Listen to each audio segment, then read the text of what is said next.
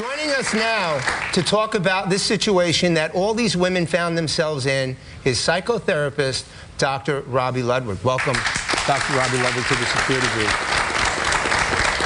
So good to have you here, Dr. Robi. Great to be here. Absolute pleasure, absolute pleasure. It's interesting that all of these women were single or separated.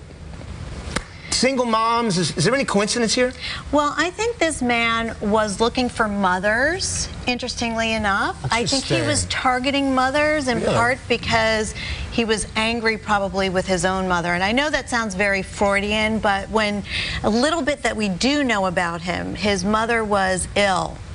And he described her as being abusive. Now, whether that's true or not, he probably experienced his mother as a bad mother. Right. So I think in part he was looking for mothers because mothers can be vulnerable. Fascinating. And I think it was a way to stick it to them, but also in some ways there was an odd compliment in there. I think he was looking for good mothers. Okay, so piggybacking on that, why then, Dr. Robi, does he want to impregnate? Being that he's got like 13 children now. Yeah. Why does he want to impregnate each one of them? Well, certainly not to raise these children, because a man like this is not really capable of giving of himself. So it's narcissistically gratifying to have many kids. And in some ways, I think to him it meant he would live on forever. He was spreading his important genes all over the place, or that he was so important and so lovable that so many different women wanted to have his baby. So I think it fed his grandiosity and how he wanted to experience himself. Unbelievable. I mean, do you ever just shake your head at this stuff? I mean, you have to. Look, and it's probably rhetorical. So let me ask you this, Dr. Robi.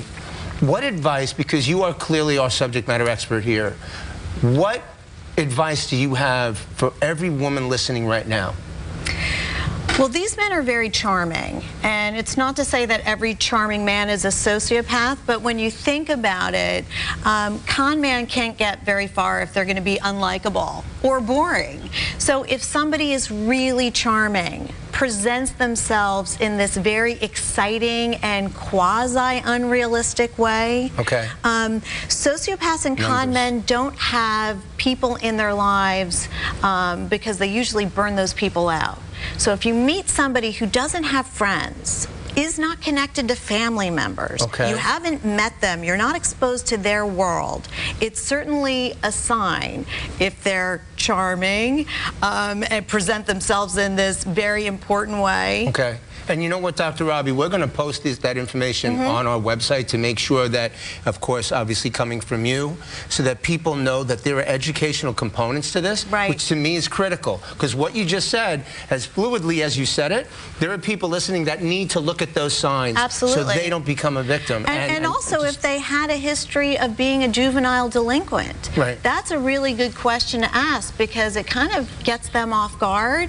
Like, as a kid, did you ever get in trouble? You know, they might not think about it and say, oh yeah, I got in trouble all the time, but I'm a changed man. But you know what, in keeping with what we do on the show, it's an educational component. What you've said here is fantastic, and it's really gonna help a lot of people.